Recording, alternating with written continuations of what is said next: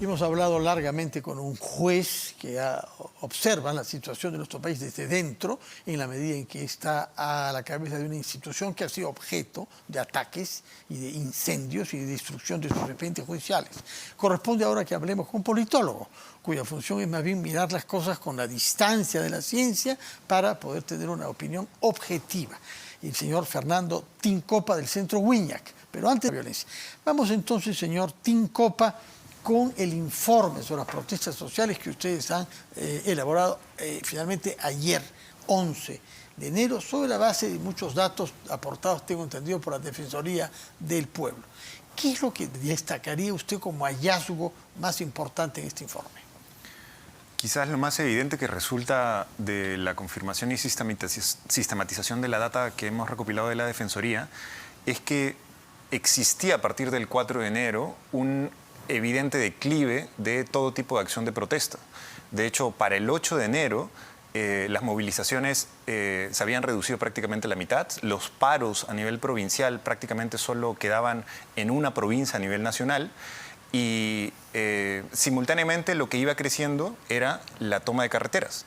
Y también esto puede explicarse debido a que frente a una baja movilización y capacidad de convocatoria, la toma de carreteras termina siendo una estrategia más viable porque es una que requiere menos recursos de movilización y que con 40 personas es prácticamente viable tomar una carretera. Esa fue la estrategia de los manifestantes que veían que el impacto de las movilizaciones no era el que fue en diciembre. Sin embargo, el 9 marca un punto de quiebre, sobre todo a partir de los muertos, porque vemos que esta curva que estaba en descenso crece exponencialmente, bueno, en una medida bastante alta, y de hecho acabamos de superar ayer los picos del inicio de las movilizaciones y hoy estamos en torno a los 80 puntos de bloqueo de carreteras a nivel nacional, y esto ha marcado efectivamente un antes y un después. Y para mí lo más llamativo quizás sea pensar que los lamentables sucesos con los fallecimientos producto del incremento del nivel de violencia vayan a sostener las movilizaciones en el corto y mediano plazo, de manera continua ahora en las siguientes semanas y esporádicas en los siguientes meses. Ahora, ustedes estudian, en el caso de los paros que hay en varias ciudades, cuáles son los sectores laborales que más acatan este paro. Y lo que aparece es que siempre son los comerciantes y las personas que trabajan en mercados, sí, más que sindicalistas o frentes de defensa o incluso rondas campesinas. ¿Cómo explicar que sean los comerciantes y los trabajadores de mercados, empresarios de mercados también, que sean los que más paran? Quizás por el hecho de que, por ejemplo, las instituciones que tienen organizaciones de base no siempre tienen organizaciones de base desplegadas en todas las provincias y en todos los poblados, a diferencia de un mercado que existe prácticamente en cualquier distrito y son muchísimos. Eso incrementa obviamente la cantidad. Pero aquí lo importante de notar es ese trabajo de base que ha logrado articular elementos algo así como primarios de organización. Las asociaciones de mercados y de comerciantes, estamos hablando que a nivel local reflejan a unos 40 comerciantes, 40 familias que se unen y coordinan para acatar el paro de manera unánime, digamos. Y en otros casos, a pesar de que no sea unánime, el nivel de condicionamiento para obligar a que una decisión mayoritaria sea tomada por todos es lo que lleva a, digamos, incrementar que sean estos los grupos que más participación tienen en las movilizaciones, a nivel institucional, digamos, de bases sociales. Otro de los actores que ustedes han identificado en varias ciudades, en varias regiones, es la CGTP. La CGTP, durante el tiempo en que Castillo fue presidente, fue hostil al gobierno, muy directamente hostil, a causa de su rivalidad con un sindicato diferente que Castillo respaldó y que se inscribió en el Ministerio de Trabajo sin presentar planillones de miembros. O sea, y por supuesto que todo el mundo sabe que uno de los objetos de esta rivalidad tiene que ver con la derrama magisterial, que es un sistema que funciona tan bien que se lo disputan otros. Pero sin embargo ahora la CGTP en algunas regiones está participando en las manifestaciones. ¿Cómo explicar eso? Hay que notar que incluso la participación simbólica de un grupo que se autodenomina de parte de una organización no implica que ese grupo esté comandando, digamos. Es una participación quizás en muchos casos también más simbólica. Basta que alguien lleve la banderola en la institución presente en la marcha como para considerarla en el registro.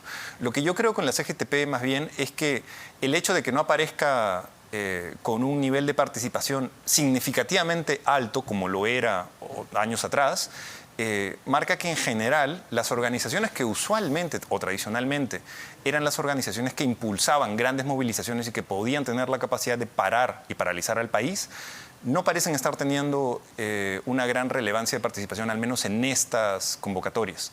Y quizás sea porque el sur del país tiene una organización distinta, organizada, en este caso en particular, en un inicio a partir de movilizaciones autoconvocadas y luego a partir de organizaciones que van tomando formas con liderazgos no tan claros. Algo interesante que también lo ponemos en el informe es que aún las movilizaciones no se han partidarizado. Es decir, no existen elementos que convoquen de manera unánime a través de una sola persona a los grupos movilizados. Existen múltiples hemos grupos visto que lo algunas hacen. banderolas en Lima de algunos partidos, Nuevo Perú y Partido Comunista Peruano, PSP, que yo no sé ya a quién corresponda, porque Moscú dejó de ser el faro del mundo socialista hace 30 años, ¿no? Son los grupos que siempre participan, sí. Sí. Y bueno, se discute la representatividad que puedan tener. Ahora, usted dice que uno de los criterios que funciona más es la polaridad entre el factor étnico, identitario, andino y sureño contra las élites asociadas a Lima. ¿Quién alimenta este maniqueísmo y quién ha sustituido los términos tradicionales de la polaridad en el Perú a términos étnicos de ese tipo? Esto se ha ido alimentando en un primer momento a partir del gobierno anterior y se ha alimentado a través del mecanismo de usar la prensa alternativa como generador de narrativas. Si hay algo importante que notar aquí es que la prensa alternativa crea realidades alternativas y estas, en algunos casos, aunque nos parezcan incluso exorbitantes o exóticas, son parte del autoconvencimiento que tiene un gran sector de la población de que hay alguien o algunos grupos de la élite que hacen cosas abiertamente por un sentido racistas, digamos, para privilegiar intereses. Hay tantas teorías conspiranoicas que uno se sorprendería de simplemente escucharlas, pero alimenta un factor que se nutre de los comentarios de opiniones de analistas populares, por decirlo de alguna manera, que refuerzan la convicción de que esto se siente más como un golpe directo de ataque contra un presidente contra lo que yo creo y mi identidad, traducida a través de los ataques hacia el presidente en un primer momento, que fue parte de las causas de la movilización de diciembre, pero ahora que se alimentan más bien de una indignación como respuesta a las acciones negligentes del gobierno y que han dado suficiente, digamos, impulso y gasolina para hacer esta confirmación de que aquel gobierno, que algunos consideraban como incluso una dictadura, es en efecto represiva, hostil, sanguinaria y mata a personas de mi entorno de manera cruel. Fernando Tincopa, politólogo del Centro Wiñas, muchas gracias. Gracias por traernos este informe sobre las protestas sociales y por intentar mirar de una manera rigurosa y objetiva algo que es inédito en nuestro país y que nos desborda a todos, que nadie puede comprender de una manera clara y global por ahora. En todo caso, esperemos que se imponga la razón y que aparezcan naturalmente actores que sean capaces de promover el diálogo. Muchas gracias por su presencia y muy